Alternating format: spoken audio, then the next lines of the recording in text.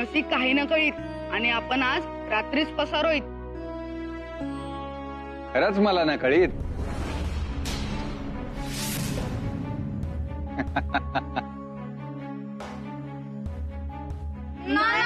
आम्ही ना जात. पण तुमचं मन म्हणीत जात जात उत्सवासी जात. हो, मन तर म्हणतच. मग जा, मी सांगित जा. रागेजून ना, खरं खरं सांगित जा तुम्ही. खरंच जातो. पण एक अट असीत. काय? राती ना जात. उद्या पहाटे निघीत आणि सूर्य बुडी आधी परत येत. हा, म्हणजे जाऊ ना असंच म्हणित तुम्ही. सूर्योदयाशी निघीत तर ना पोचित दूर ती भिंत. ते मी ना जाणीत. तुमच्यापाशी प्रकारे इच्छा असीत तर तुम्ही जात. आणि आता मला चुकून ना जात. अट मान्य असेल तरच.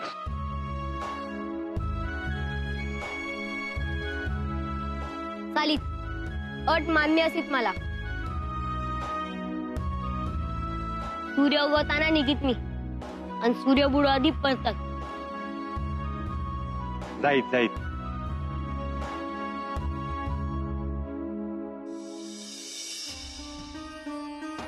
पगलू झाला तू.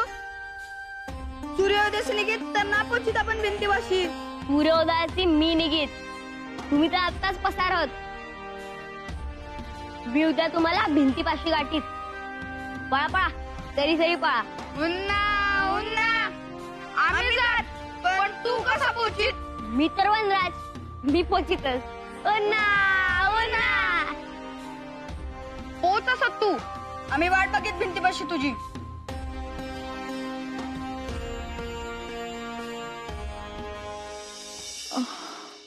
अहो, एकदा बुध्याने जीव वाचवलाय त्याचा भिंतीपाशी,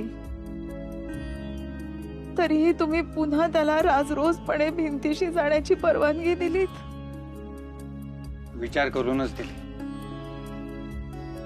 कितीही झालं तरी राजवंशाचं रक्त आहे त्याच्या धमन्यात. विरोध झाला तर ते उसळणार. आणि आपण कितीही अडवलं तरी तो त्याला हवं तेच करणारा. मी चतुराई अशी केली की परवानगीच्या नावाखाली त्याला रात्रीसाठी थांबवलंय. सकाळी निघाला म्हणजे तो भिंतीपाशीच पोचू शकणार नाही. देऊळ तर दूरच. शिवाय सूर्यास्तापूर्वी परतण्याची अट सुद्धा आहेच. तेव्हा त्याला अर्ध्या वाटेतूनच परतावं लागेल. अशानं त्याचं मनही राखलं जाईल आणि रानात राहिल्यानं सुरक्षितही राहील. विरोध न केल्यामुळे तो जे काही करायचं ते आवेगापोटी न करता विचारपूर्वक करेल.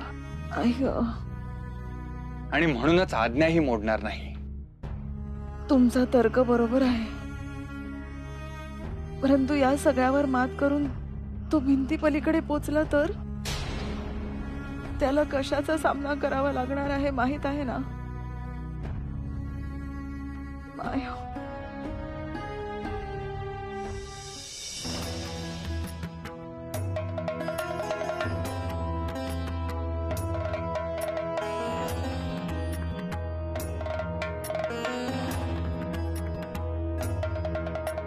आज्ञा महाराज.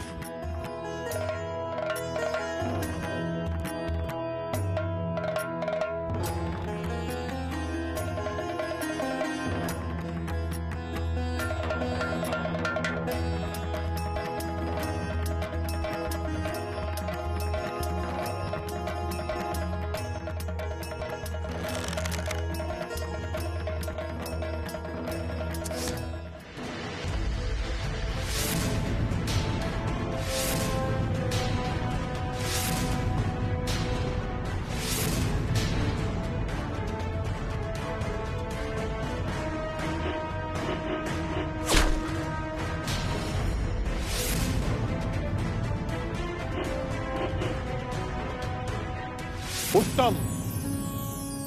ह्या प्रात्यक्षिकानं समाधान झालं आमचं. बंदोबस्त चोख आहे. होय महाराज, संपूर्ण देवळाभोवती सैन्याचा वेढा आहे आणि भिंतही शेजारीच आहे. तिथेही सैन्य तैनात आहेच. कुणीही घुसखोरी करण्याचा प्रयत्न केला तर त्याच्या देखील अशाच चिंध्या उडतील. आपल्या नगरातील प्रजेशिवाय कोणाचीही पावलं इथं पडणार नाहीत. खात्री बाळगावी आपण.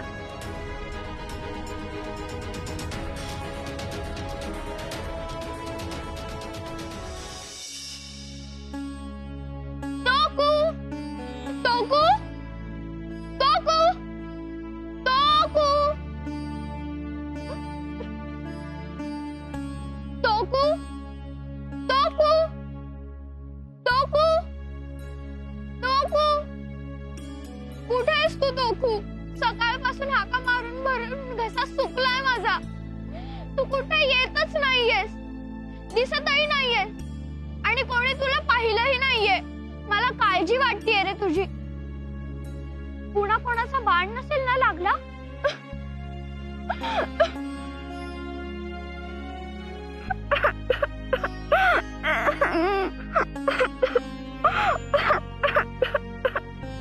साऊ साऊ काय झालं? अगं अगं काय झालं? का रडतेस? बघ ना ग निर्मला मावशी, तोकू रात्री त्याच्या मंचकावरच झोपला होता, पण पहाटेपासून दिसतच नाहीये. मी राजवाड्यातल्या सगळ्यांना विचारलं, त्यांनी पण बघितलं नाहीये. अगं येईल. हा, तू त्याला इतका जीव लावलायस की नाही? नक्की येईल. आभाळातच कुठेतरी विहारत असेल तो. पण त्याने मला सांगून जायचं ना, मी थोडी अडवलं असतं त्याला. टोकू टोकू टोकू टोकू टोकू.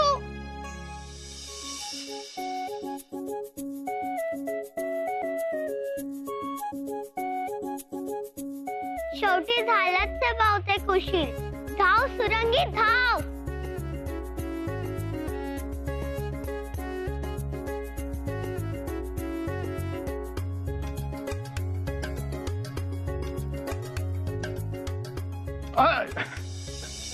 क्षमा महाराज, पण तू एवढी धावतेस का?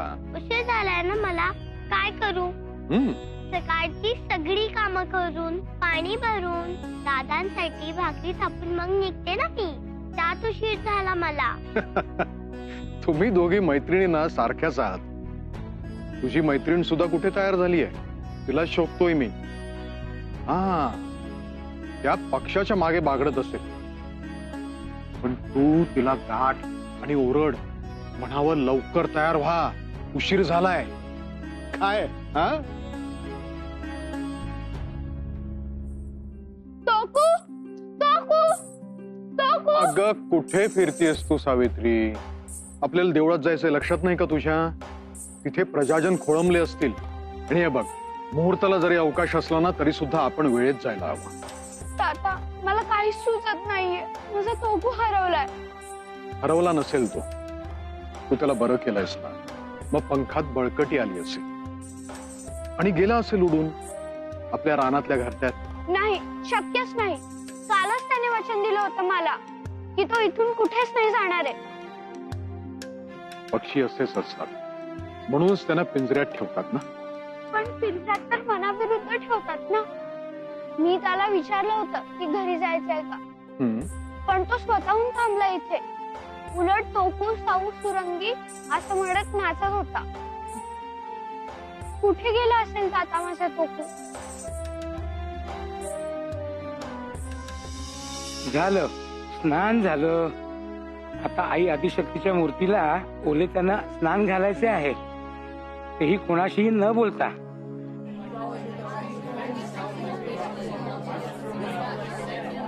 या देवी सर्वभूतेषु विद्यारूपेण संस्थिता.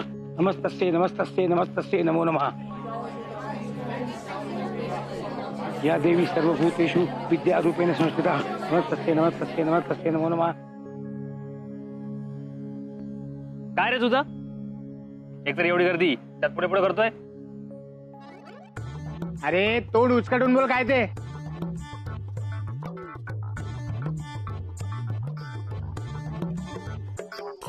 अरे मूर्खांनो, व्रत मोडलत की माझं तुम्ही. ओलेट्यानं कोणाशी न बोलता देवी आदिशक्तीच्या मूर्तीला स्नान घालायचे आहे मला. मुख्य पुरोहित आहे मी या देवळाचा. आणि राजकन्या याच्यात पूजेची सारी तयारी करायची आहे मला. शिवाय भिंतीतलं द्वार उघडून अरण्यात नैवेद्य ठेवायचं आहे मला. काही कळतं की नाही तुम्हाला? आता मला पुन्हा स्नान करावं लागेल. क्षमा करा बुवा, आम्हाला कसं कळेल कोण आतलं कोण बाहेरचं? सुरक्षा ढिल्ली पडली तर आमचा जीव जाईल. बरं बरं, मी जातो पुन्हा स्नानाला. आता मात्र अडवू नका.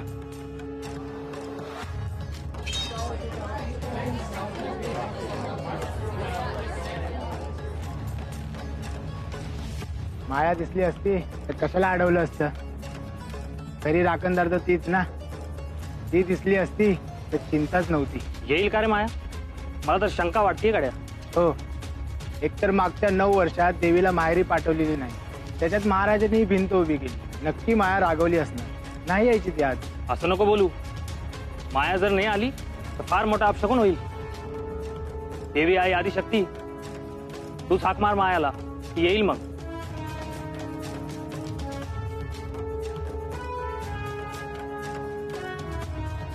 काम सोडून गप्पा ठोकताय काय? डोळ्यात तेल घालून लक्ष ठेवा. गर्दीला आटोक्यात राखा. महाराज वेळेचे पक्के आहेत. त्यांना उशीर अजिबात खपत नाही. त्यातून माया नाही दिसली अजून. दक्ष राहा.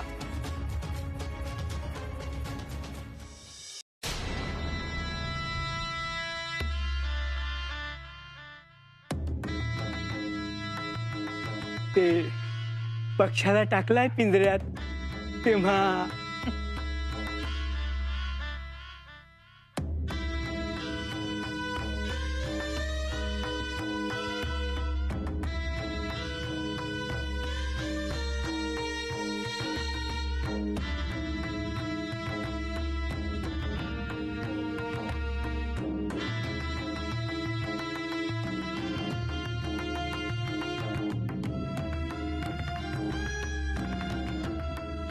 पण पकडलात कसा याला? आपल्या महाराणी आहेत ना, त्यांच्या मोहिनी विद्येचा परिणाम महाराजांवर होत नसला तरी प्राण्यांवर आणि पक्ष्यांवर होतो.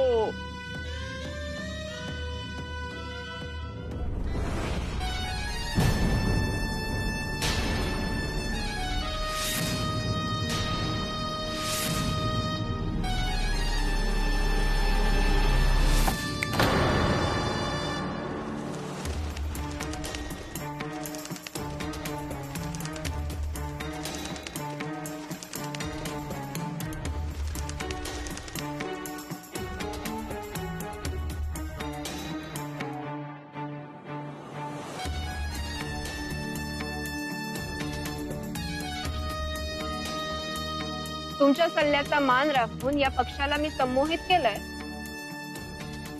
पण त्यामुळे आम्हाला काय मिळेल? कसं आहे महाराणी, सावित्रीचा लाडका पक्षीच हरवला तर पूजेला जाण्याची इच्छाच कशी होईल सावित्रीला? तिला दुसरं काही सुचणारच नाही. आणि ती नाही गेली तर पूजेचा मान आपोआपच तुमच्याकडे चालून येईल. बरोबर आहे तुमचा तर्क. उत्तम. महाराणी, आपण असंच सहकार्य करत राहा, कारण आपल्या दोघांचा शत्रू एकच आहे.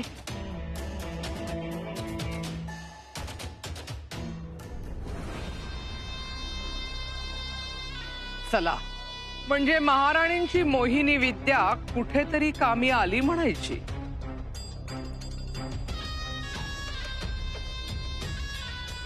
नाहीतर याला पकडणं तसं अवघडच होतं. नाही नाही, विद्या त्यांचीच, पण वापराला भाग पाडलं मात्र आम्हीच.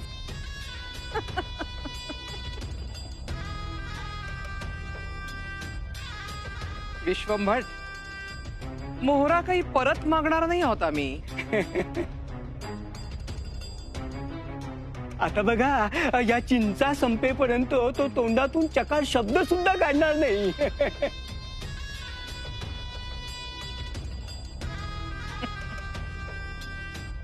पण चिंचा संपतीलच ना कधीतरी. आणि त्या संपल्या की याचा कलकलाट सुरू होईल. आणि मग तो जर काही उलट सुलट बोलला तर चिंचा खायची वेळ तुमच्यावर येईल.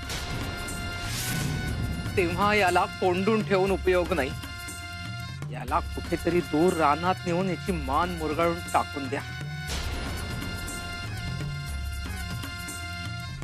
पण हे काम करताना या कानाचं त्या कानाला समजू देऊ नका. कारण सावित्रीचा लाडका पक्षी येतो.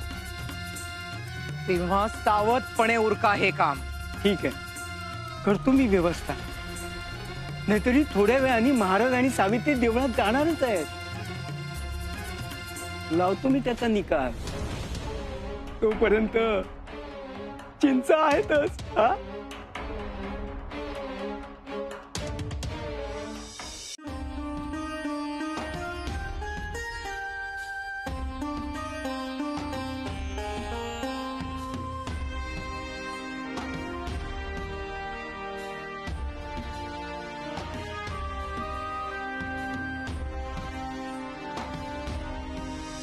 खरीच निघालास तू सत्तू? होय मायो, तातोंनी परवानगी दिली असीत. पण हट ना मोडीत सत्तू. सूर्य बुडीचे आधी तुझे पाऊल हाते हवे होय तातो. ना रे. आम्ही समजीत तू अवज्ञा करीस ना तातो, मी अवज्ञा ना करीत. या लाकडी बरणीत कुंडातील औषधी पाणी सरी सरी भरीत आणि वाऱ्याच्या वेगाने येईल. काळजी ना. भिंतीपाशी जीवास जपीत. होय मायो.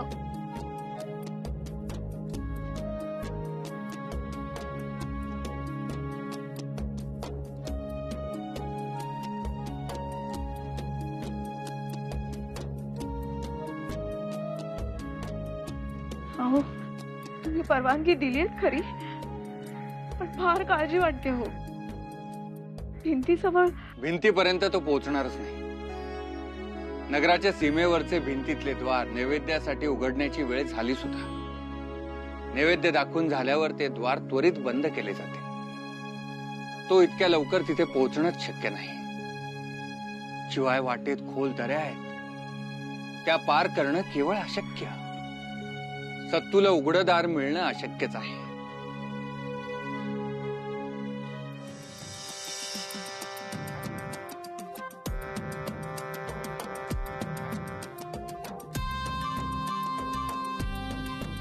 भया पोचिलो. रातभर चालत होतो पण अखेरी पोचिलो.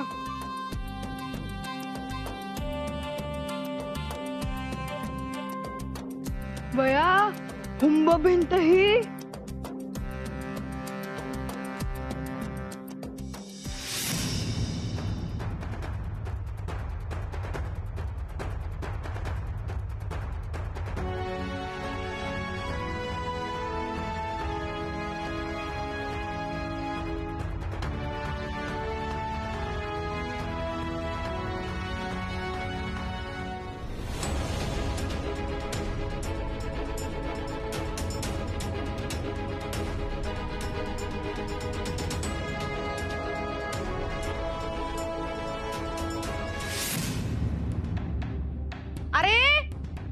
पगलू झालो आपण. सैनिकांच्या नजरेस पडीत तर जीव जाईत. लपीस लपीस सरी सरी.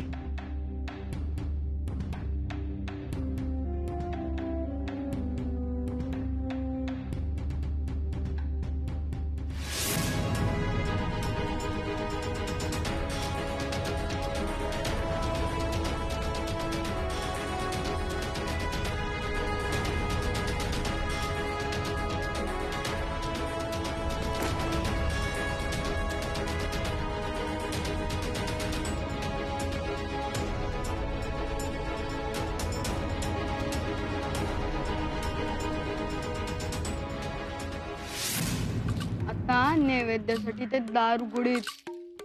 अथेरानात येऊन नैवेद्य ठेवीत. त्याच वेळी सरी सरी त्यांची नजर चुकवीत आपण भिंती पलीकडे जात. कळीत? ही योजना तर मीच सांगित. ना मीच. मीच सांगित. अरे पण सत्तू तो कधी येत? नापोचित तो नापोचित. सूर्य उदयास निघित तरी त्याला इतकं कमी नापोचित. सत्तू तो वनराज हुंबपोचित.